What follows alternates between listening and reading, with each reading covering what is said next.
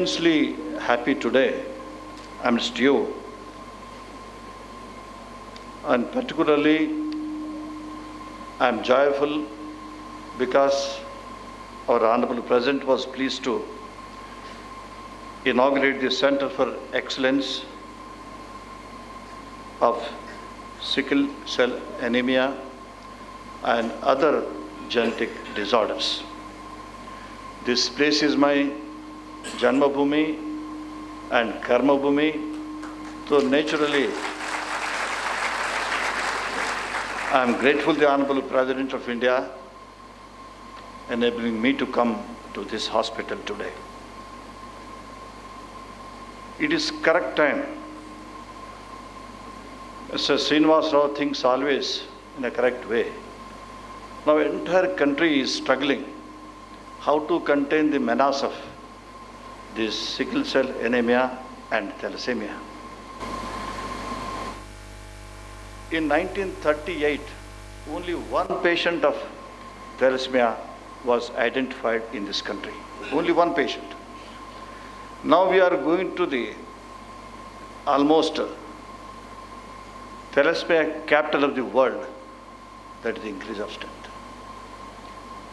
More than 3 to 4 crores of people are suffering with deadly disease in India, and adding every year 10 to 15,000 patients are adding to this population. Out of this 10,000 population, only 2% people are diagnosed and remaining people are dying without any medicine, without being diagnosed. That is the problem. When a patient is identified with the thalassemia disease or sickle cell anemia, entire family is doomed. The blood transfusion is necessary every day. For that they require minimum 1 to 2 lakhs of rupees, fully knowing that boy or girl is going to die within a couple of years. That is the tragedy. It is not a new thing. మన గతంలో అనుకునేది మేనరికం చేయవద్దు, మేనరికం అయితే ఏదో బలహీనతలు పుడతాయనేది, ఇవన్నీ కొన్ని ఉండేది. ఏం బలహీనత ఏంది అనేది పెద్ద ఆలోచనలోకి వచ్చేది కాదు. ఇప్పుడు మేనరికాలు ఇవన్నీ లేదు, ఒక కుటుంబం అనేది లేదు. ఎక్కడెక్కడి వాళ్ళైనా వాళ్ళు బ్లడ్ టెస్ట్ చేయించుకుంటే తలసేమియా మైనర్ అని ఉంటే తెలియకుండా తలసేమియా మైనర్ అమ్మాయి అబ్బాయితో పెళ్లి చేసుకుంటే తలసేమియా మేజర్ పుట్టే అవకాశం ఉంది. కాబట్టి ఒక కుటుంబం ఒకటని లేదు. ఇది చాలా భయంకరమైనటువంటి వ్యాధి. ఇది ఒక దేశాన్ని కుంగదీసేటువంటి వ్యాధి మెల్లమెల్లగా.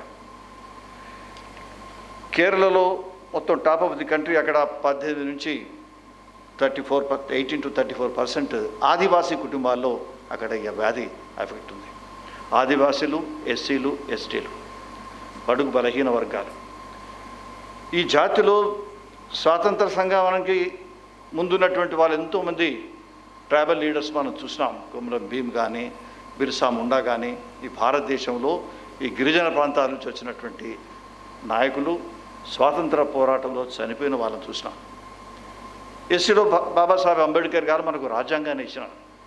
కానీ ఈ కులాలలోనే ఎక్కువగా ఉంది, ఈ కులాలు నిర్వీర్యమైపోతున్నాయనేటువంటి ఒక వాతావరణంలో వచ్చింది. దాని తర్వాత ఇప్పుడు మన భారతదేశంలో కూడా, ఎందుకంటే భారతదేశం ఒక రాజధాని కాబోతుంది కాబట్టి మొత్తం ప్రపంచానికే తలసేమియా ఈ డిసీజ్లో మనం జాగ్రత్తలు తీసుకోవాల్సినటువంటి అవసరం.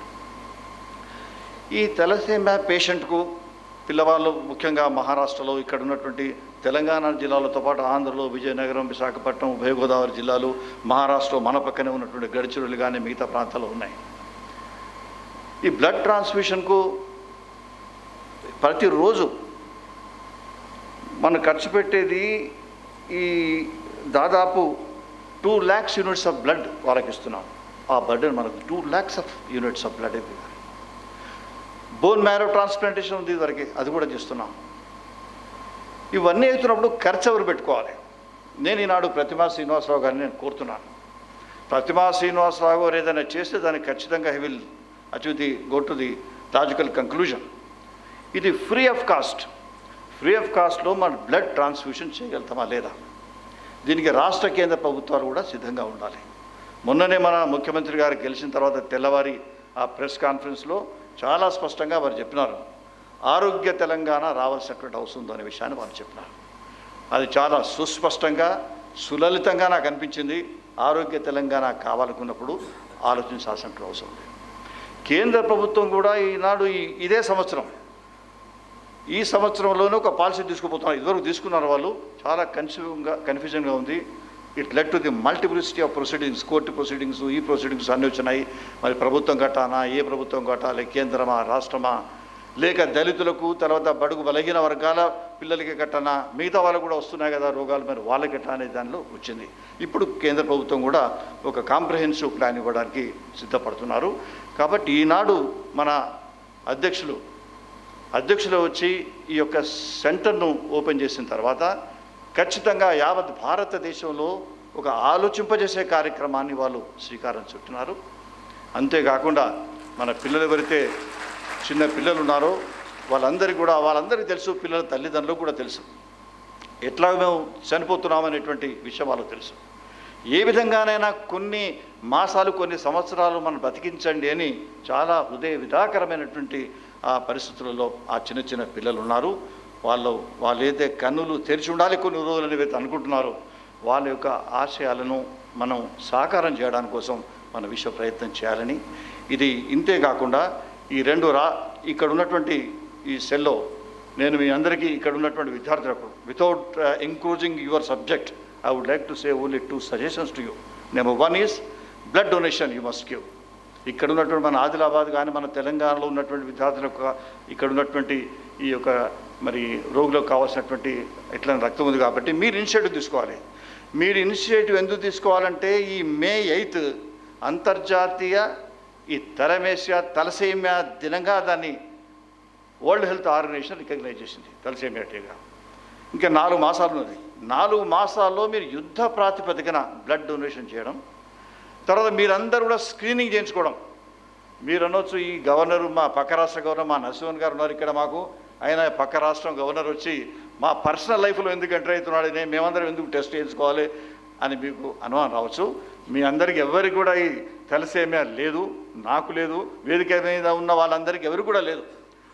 కానీ అందరిని ఎడ్యుకేట్ చేయడానికి మిగతా స్టూడెంట్స్ను మిగతా యూనివర్సిటీలో అందరూ ఎడ్యుకేట్ చేసి అందరిలో ప్రోత్సహించి మీరు అందరు టెస్ట్ చేసుకున్నట్టు అయితే ట్రీట్మెంట్ ఇవ్వచ్చు, కొన్ని మ్యారేజెస్ అవాయిడ్ చేయవచ్చు అనేటువంటి సిగ్నల్ ఇవ్వడానికి కోసం మీరు ఈ 8th May లోపు ఈ కార్యక్రమాలన్నీ చేస్తారని నేను హృదయపూర్వకంగా కోరుకుంటూ నాకు అవకాశం ఇచ్చినందుకు మీ అందరికీ ముఖ్యంగా ఎండి గారికి ధన్యవాదాలు తెలియజేస్తూ నేను